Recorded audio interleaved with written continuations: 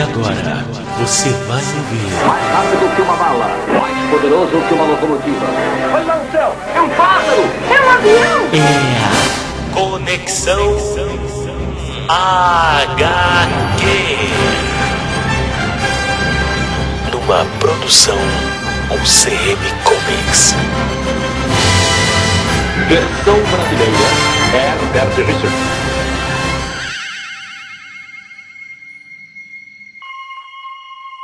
Algumas revistas em quadrinhos não podem faltar em sua coleção. 100 Balas, Chiclete com Banana, Akira, Sandman, Demolidor, O Cavaleiro das Trevas, Dylan Dog, Heavy Metal, V de Vingança, Batman Asilo Arkham e muito mais.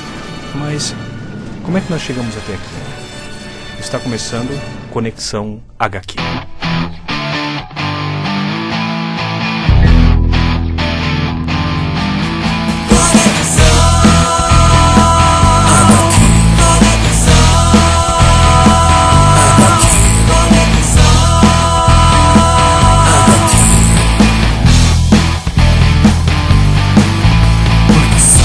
Então tá, está aqui o pessoal da UCM Comics novamente com mais um programa. Vamos nos apresentar. Eu sou Marcelo de Oliveira, quadrinista. Eu sou Marcelo Castilho. Fernando Ruber. Não preciso dizer mais nada, né? Não, a gente já disse da outra vez, tá aqui, bom. Aqui nós somos quadrinistas, nós somos roteiristas. Faço cafezinho, faço banheiro, isso, não tem problema. Tudo que vier. Nós traçamos, que coisa não, tudo que vier nós traçamos. Não. Também não, que tem muita coisa feia no meio do caminho, é melhor não.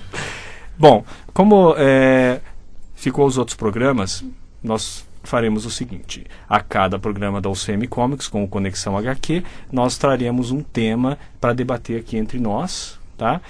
E o pessoal que escutar o programa e quiser nos dar sugestões ou críticas ou até colocar alguma coisa, o Marcelo falou alguma coisa errada, o Fernando, não eu ou você, entendeu? Eu não falo nada errado. Pois é, mas eu nunca sei. Se de repente acabar falando alguma coisa errada, eu nunca sei como é que eu vou falar algo errado. Que você é um deus, né? Nossa, não, nem tanto, mas é que como eu nunca sei alguma coisa, como é que eu vou errar? Eu sempre digo, eu não sei, não vi, não li. É verdade. Isso mudou dessa vez, deixa comigo que eu já sei alguma coisa para falar hoje. Então, Fernando, fale um e-mail que a pessoa possa escrever pra gente e colocar sugestões, críticas e tal. Legal, muito bom. A galera pode escrever para o contato@ucmcomics.com. Isso aí. Ou também para ucm@ucmcomics.com. Pode dar qualquer sugestão, inclusive sugestão para o programa, pode passar, como você apontou, os erros que a gente fez durante a gravação, faltou informação, faltou alguma coisa, tá chato. Fala lá, a gente vai dar um jeito de resolver. E tem outra coisa, né? As dicas que nós damos aqui, às vezes a gente pode acabar pisando na bola, tal. Você pode escrever pra gente e falar, aquilo lá você falou errado, tal, e a gente vai lá e conserta. É mais legal, não, mas com certeza. Escreve pra xingar, é mais legal ainda, com né? certeza. O cara que escreve só pra elogiar fica sem graça. Não, elogia é divertido, mas só elogio também não. Então, é verdade. A gente tenta consertar, né? Falando nisso... Tem um conserto pra fazer. Quadrini. Eu falei, exato, eu falei brincando da outra vez, eu não expliquei, era uma piada interna, né? A gente falou... Quadrinho italiano. Sobre quadrinho italiano. Aí eu perguntei qual era o nome e falei quadrini. Não é, galera, é fumetti. Mas Isso. É com E ou é com E? Fumetti. Não, tanto que o quadrinho italiano você falou brincando, claro. Sim, mas a gente não explicou que era uma brincadeira. Acabou ficando... Esqueceu de fazer. Acabou ficando chato, né? Mas ninguém reclamou porque a gente não tinha passado e-mail. Isso foi uma... É verdade. Foi uma lembrança nossa.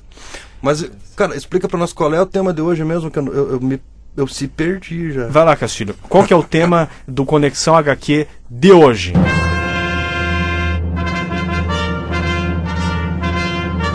Conexão HQ. Então, hoje a gente vai explicar como surgiu a história em quadrinhos, né? O começo, desde lá da primeira história em quadrinho, o primeiro personagem, como é que isso foi acontecendo e como é que a gente chegou aí agora nesse mainstream aí de histórias em quadrinhos e no formato grandes, que tem hoje. Exatamente, esses grandes personagens que a gente conhece aí. Como ela tá rendendo tanta grana por aí, hein? Muita grana. E para começar, eu vou falar apenas uma coisa, uma polêmica. Mais uma polêmica. Somos muito polêmicos. Alguns livros didáticos e paradidáticos começam a colocar histórias em quadrinhos, começando lá do Antigo Egito, sabe? E, cara, assim, eu não acredito que egípcios já estivesse fazendo quadrinhos naquela época. Você não acha que hieróglifo seja um quadrinho? Não, de forma alguma. O quadrinho, ele começou quando alguém pensou em colocar situações dentro de quadros, e essas situações começaram a criar uma certa interatividade com o leitor, e esses quadros foram passando de quadro para quadro, formando uma história. Muito bem, eu achava que as paredes eram grandes quadrinhos. Não, cara. Mentira, eu não achava isso. Não, isso, eu nunca achei isso. Isso é uma opinião minha, cara, porque às vezes eu pego alguns livros didáticos e eles começam assim, vamos falar sobre a história da história em quadrinhos. Não sei quanto antes de Cristo, os hieróglifos feitos pelos egípcios já tinham a perfeita harmonia da... bullshit. Quanta bobagem. Tá? Assim, as histórias em quadrinhos, o primeiro registro que realmente aconteceu, a gente sabe que veio da Alemanha, tá? Teve o suíço da Alemanha. Rudolf Toffler. Isso, Rudolf Toffler. Tá? Como é que tu fala esse nome sem parecer americano? Toffler. Rudolf Toffler. Muito bem. Tá? Ele é um suíço. Eu falei que a Alemanha começou, mas a Alemanha começou um pouquinho depois. É que esse suíço, ele era um psicólogo e pedagogo, tá? E sendo psicólogo e pedagogo e artista plástico, ele fez uma coisa interessante. Cada cliente que chegava no seu consultório, ele ouvia a pessoa, claro, o seu paciente, ele ia para casa e ilustrava aquilo num quadrinho, e a pessoa voltando na semana seguinte, ele desenhava o acontecimento da semana seguinte. Quer dizer, você já tem uma certa história em quadrinhos bem primordial acontecendo ali. Interessante. Bacana, né? Muito bom. Eu não sabia que ele fazia isso. Não, pois é. É o primeiro registro assim que eu pesquisei sobre um formato mais ou menos de histórias em quadrinhos. Aí Legal. que vem a Alemanha, né, Marcelo? William Bush. Wilhelm Busch. Wilhelm. Esse é o alemão. Wilhelm Busch. O cara era poeta, artista e humorista, muito bem, hein? E assim, ele lançou a primeira dupla de personagem, o que pode se chamar realmente de personagem, que foi... eu não vou falar o nome em alemão, mas o nome já traduzido para o português pelo nosso poeta moro Olavo Bilac, que ficou famoso, o Juca e o Chico. Eu vou ter que falar que o Juca e o Chico eu realmente não conheço. Vez eu vou ter que filmar isso. Assim, antiquíssimo, mais antigo ainda que o próprio Olavo Bilac. Foi trazido para o Brasil bem depois, e o Olavo Bilac traduziu como Juca e Chico. E foi a primeira manifestação de histórias em quadrinhos que aconteceu no mundo, e nós tivemos o privilégio de ler no Brasil também. Aí nós tivemos o advento da imprensa. Você pode falar um pouquinho, Fernando, do nosso Yellow Kid? O Yellow Kid, criado pelo Richard Felton Outcalt. Isso ficou ridículo. Não, era isso mesmo, mas né? isso aí, Richard Felton Outcalt. Pois é, o cara... Então, é legal porque isso aqui vai lembrar aquilo que você comentou outro dia comigo, sobre por que os quadrinhos americanos se chamam comics. Isso é verdade. O Richard, junto com a evolução da imprensa, resolve botar o Yellow Kid nas tiras diárias em jornais sensacionalistas. Começaram as publicações por ali, e a ideia do comic mesmo, de se chamar comics nos Estados Unidos, era justamente por isso, porque eram histórias geralmente engraçadas e obviamente cômicas. É interessante essa parte da nomenclatura também, porque cada país chama de uma certa maneira. Sim, é verdade, cara, são bem diferentes, né? São bem diferentes. Você tem a banda desenhada, acho muito engraçado a banda desenhada Fumete, portuguesa. Mangá. E o gibi. O gibi é um apelido bem interessante, um apelido nacional, né? Nosso apelido. O nosso apelido. E o interessante, só para completar o Yellow Kid, a gente sabe que da mesma forma que é considerada imprensa marrom aqui no Brasil, nos Estados Unidos, a imprensa marrom daqui nos Estados Unidos tem a nomenclatura de imprensa amarela. É o mesmo formato de jornal, só que aqui é marrom, lá amarelo. Por quê? Por causa do Yellow Kid. Eu tava tentando fazer uma relação e não tinha me ligado com Pois o é. Yellow Kid. Claro que o Yellow Kid ele é amarelo porque na época a tinta amarela era mais fácil, mais fácil graficamente para se imprimir. E daí ele ficou com o seu roupão amarelo. E daí, por causa dessa comicidade e a coisa meio Esquerdista. Esquerdista, Não vou dizer esquerda, né? mas a coisa mais denunciativa, Isso. mais investigativa, mais com certeza contestadora, na verdade. ficou de repente imprensa amarela. E não existia balão ainda, né, gente? Aonde que ele falava? Não, aonde que todos os personagens falavam. Tudo que os personagens falavam estava no roupão que ele usava. Por isso que o roupão era gigante, ia até os pés e tal. E ali, tanto ele quanto os outros personagens falavam e era escrito no roupão. Será que foi por isso que fizeram Teletubbies Cara, falando na barriga? Na TV na barriga. Que associação. Idiota, hein? Mas não tinha um amarelinho também? Tinha. Olha aí, isso tem uma relação. Não dá pra Era o Yellow chato. Yellow chato. Tinky Winky, Winky Winky, Gypsy, Gypsy, la la, oh, Teletubbies, Teletubbies, dizem, oi. Aí tá, fala um pouco, Castilho, quando começou as Dale Strips. As Dale Strips vieram justamente para colocar no jornal tiras diárias. Aí surgiram as tiras. Exatamente. Aí sim veio esse formato de tira, né, que a gente conhece dos jornais, inclusive no Brasil também, a gente vai falar mais um pouquinho depois aí, na sequência.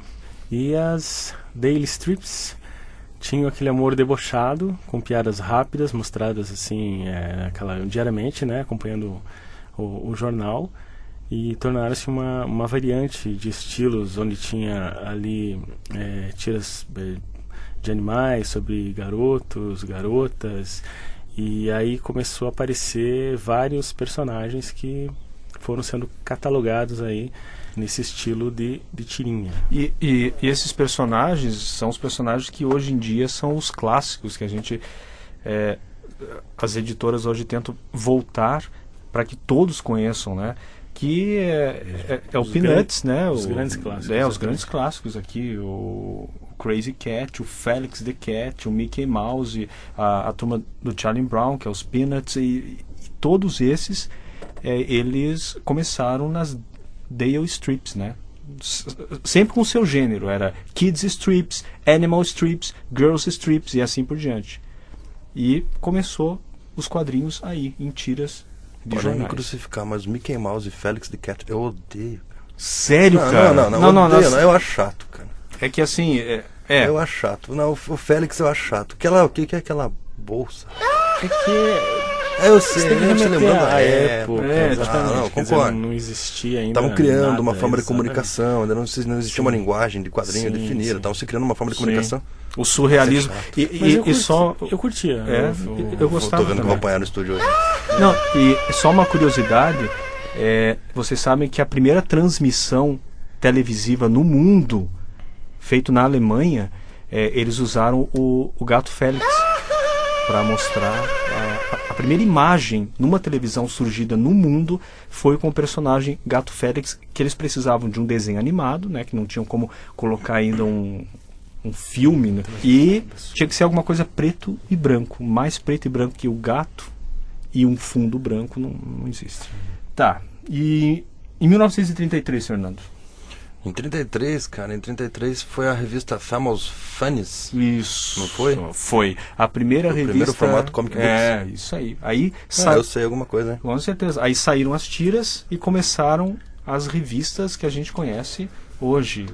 Ela já tinha o formato que a gente tem hoje, com 17 por 26, isso eu sempre me interessei. Cara, como chegamos a isso. Essa Funny, Famous Funnies, eu fui pesquisar, o formato dela era o formato americano, você acredita? 17 por 26.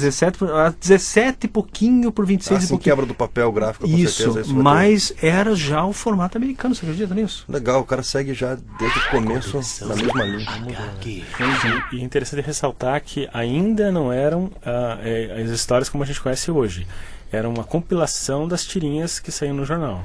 Era uma... Isso, aí começou o formato revista, mas ainda eram as tirinhas que eram, estavam sendo reeditadas, digamos assim, em formato revista. Colocados um embaixo da outra, tal, para dar a sequência da história, coisa e tal. Continuamos tendo isso até hoje, mas é legal imaginar que a primeira revista de quadrinhos surgiu com vamos dizer, um aglomerado, uma junção de diversas tiras já publicadas anteriormente. Cara, uma coleção, né? Sim. E o que é interessante é que nessa época, os anos 30, já começando os anos 40, veio o boom dos personagens. Muitos personagens foram criados ao mesmo tempo, e são aqueles que a gente leva no coração até hoje. Né, Marcelo? Sim. Diga uns deles aí. São Olha só. os grandes personagens, né? Os grandes personagens. O Pequeno Nemo, do Wilson McKay, Tintin, do Hergé, Buck Rogers. Buck Rogers é de quem mesmo? É do Richard Calkins. Isso, Tarzan, do Burroughs, o Mandrake e o Fantasma, veja só, dessa época, hein? O Lee Falk, o Príncipe Valente. O Príncipe Valente. Hal Foster e Spirit. Will Mestre. Eu me ajoelhei aqui, hein? Will Eisner, o Dick Tracy do Chester Gould. Cara, Dick Tracy eu lembro só do filme. Que eu conheci o primeiro filme. Não, eu conheci o primeiro filme, depois é que eu fui entender que existia outra coisa. Sim. E o Flash Gordon também, para ressaltar Flash aí, do Gordon. Alex Raymond. Flash Gordon não entrou no programa. Isso que eu ia falar, né? Não entrou no programa passado, que tinha inclusive a música do Queen. Pois é, Pô, nós não lembrou falamos disso, hein? nós não falamos da música do Queen de Flash Gordon.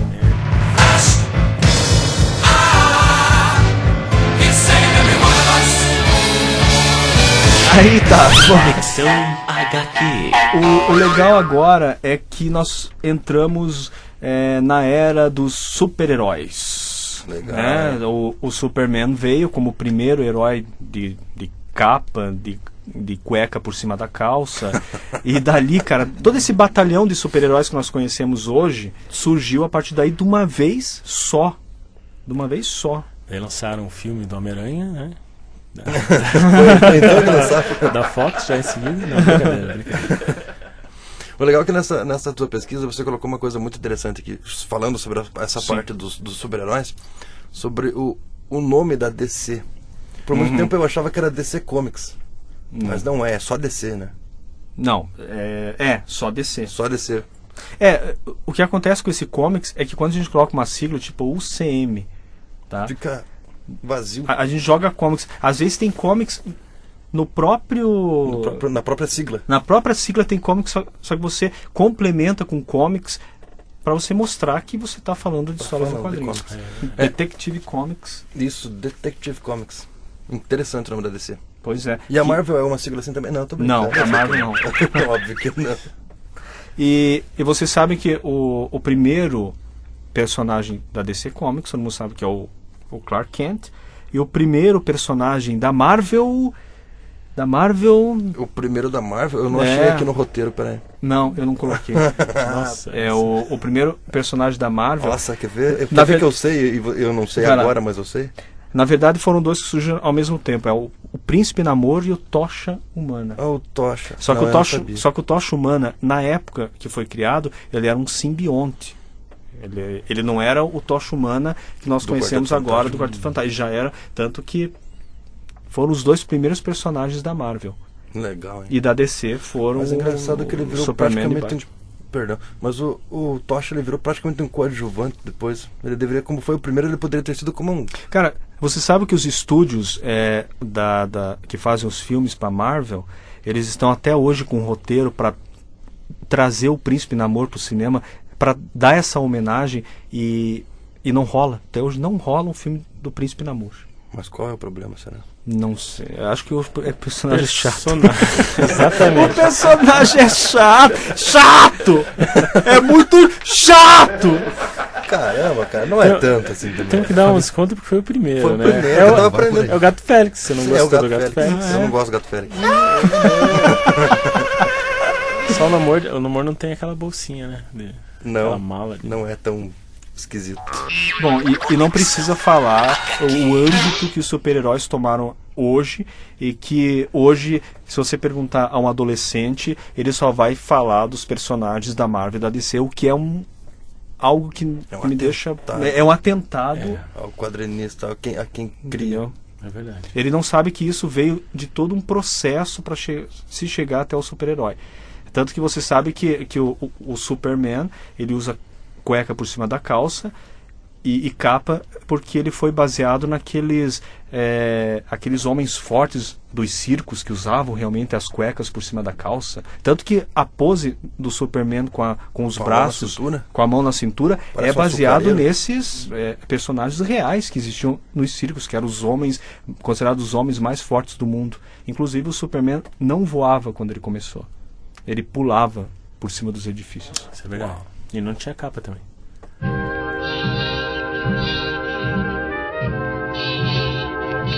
Atenção, senhores ouvintes. A Conexão HQ vai terminar em 10 minutos. Aí nós temos... Você pode falar sobre o quadrinho brasileiro? Sim. Você vai ficar falando só do americano? Não, quadrinho brasileiro. Começa alguma coisa aí, Castilho. Quadrinho brasileiro. Pô. Só é o norte-americano. Que coisa é essa? E repito, pô. Bom, no Brasil, vamos lá. As quadrinhos começou a ser divulgada e lida através da famosa revista Tico Tico, que data do ano de 1905. Você lembra disso, Fernando? Eu lembro mais ou menos. Então, no começo... 1905 eu tenho uma boa lembrança desse ano. No começo ela era voltada mais para o público infantil. É por isso que eu lembro bem. Você era uma criança. Infante. E aí, essas histórias, né, eram produzidas por quadrinistas famosos da época, brasileiros como o Luiz Sá. Não sei se alguém aí vai identificar esses quadrinistas, mas enfim, Luiz Sá, com o seu Reco-Reco, Bolão e Azeitona, cara. Que os Trapalhões sempre se autodenominavam, lembra? Exatamente, uma referência. Era uma referência a isso.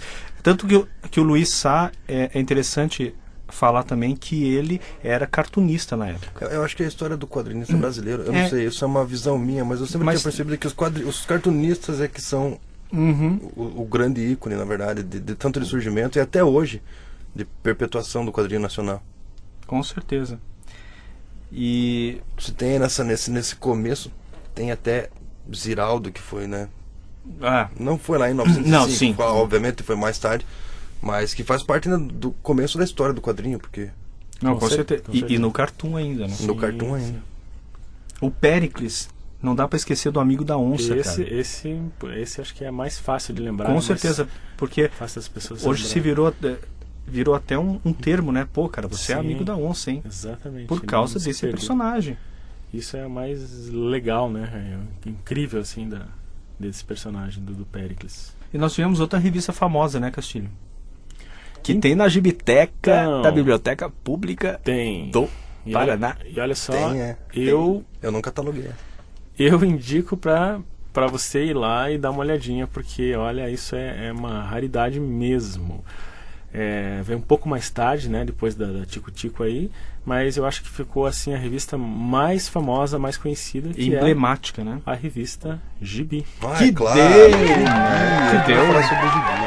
deu a definição ao que nós chamamos a nossa história em quadrinho aqui. O que antes, eu confesso, eu tinha um certo preconceito, lembra? Eu tinha um certo preconceito de chamar a revista em quadrinhos de gibi. Cara, mas hoje eu tenho orgulho de chamar de gibi. É gostoso chamar de gibi. E todo mundo tem que chamar de gibi mesmo. É verdade. Até eu ia falar uma coisa, e acho que aqui já no começo, quando a gente começou a falar das histórias, do surgimento da história no Brasil, é que você vendo a história do quadrinho desde que iniciou, ela não tem uma conotação assim tão infantil, né? Ela começou em jornais sensacionalistas, aquelas coisas todas. Mas aí eu fiquei pensando aqui, mas como é que se tornou essa coisa de gibi, né, digamos, eu acho que até esse nome gibi ficou uma coisa mais infantil, mas aí aqui explica bem, né, que no começo aqui no Brasil ela foi voltada ao público infantil.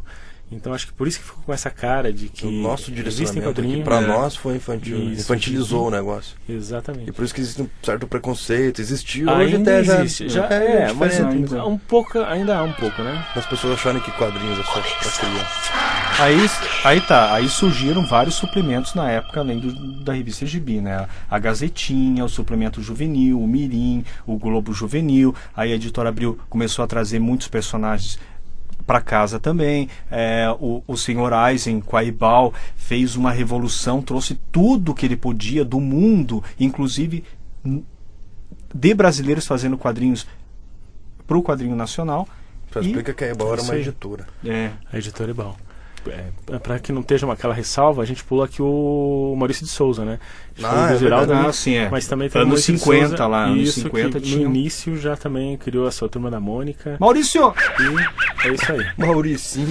Maurício, ó, um beijão aí. Um abração, Maurício. Olha, você tá ficando esquisito, Marcelo. Cara, tem que puxar o saco do homem, cara, porque o cara tá vendendo muito gibi no Brasil. Você quer desenhar com ele, né? Não. Ah, bom, ainda bem. Eu quero ser amigo dele. Ah, isso sim. Ele podia dar umas dicas pro CM Comics. É que o Maurício de Souza, cara, ele vende muito gibi hoje, cara. Então tem que ser muito amigo do cara, sabe? Você quer desenhar com ele, eu sei. Vendo aqui nosso roteiro, a gente tem um monte de coisa pra falar ainda. A gente ainda tem que falar sobre terror, sobre o quadrinho brasileiro, terror, underground, tem mangá, tem tanta coisa. A gente vai ter que deixar isso aqui pra mais um próximo programa, hein? Não cabe nesse dois. E aí, mas vamos com certeza. Mas será que a galera vai esperar pra semana que vem? Vai, cara. Vai porque tem muita coisa legal pra se falar aqui. Vamos lá, então vamos ter que começar a encerrar esse negócio agora. Então tá. Então vamos encerrar esse programa de hoje, encerrando a primeira parte da história das histórias em quadrinhos, e vamos falar um pouquinho da UCM Comics e fechamos. Antes da UCM, deixa eu lembrar uma coisa. A galera não pode esquecer de procurar a Gibiteca de Curitiba no Solar do Barão. E inclusive a Gibiteca da Biblioteca Pública do Paraná, na Biblioteca Pública do Paraná. Muito bem. E não pode esquecer que em outubro temos a Gibicon, Convenção dos Gibis de Curitiba Internacional. Última semana de outubro. Vai ter uma galera legal pra caramba aí. Inclusive a UCM Comics. UCM Comics? É nóis, filho. É verdade. É nóis, mano. Estaremos lá. Nos aguardem. UCMcomics.com. Nos aguardem, ficou, perdão, mas aqui nos aguardem. Nos aguardem. Se não tiver não aguarda. Cara, então é isso. www.ucmcomics.com. O nosso Twitter é @UCMcomics. O nosso Facebook, facebook.com/UCMcomics. E o nosso Blogspot, hoje eu falei certinho. Blogspot é ucmcomics.blogspot.com. Eu que errei agora, Maoi! ucmcomics.blogspot.com.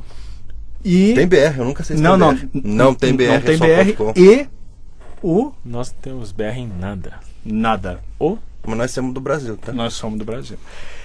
Vamos nos despedir. Não, só isso. Agora vamos nos despedir porque a gente já passou e-mail pra contar, já tem tudo. Cara, manda e-mail lá, galera. ucm@ucmcomics.com e contato@ucmcomics.com. É isso aí. Então eu tô me despedindo aqui, Marcelo de Oliveira. Falou, Fernando. Até mais. Falou, Marcelão. Até logo. Beijão, Maurício. Falou, Maurício. Até mais.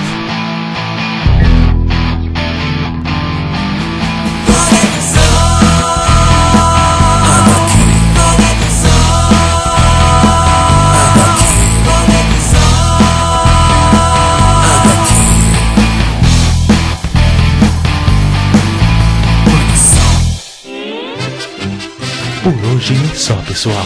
Você ouviu Conexão HQ, numa produção UCM Comics. Sim, aqui é o Félix. Adeus.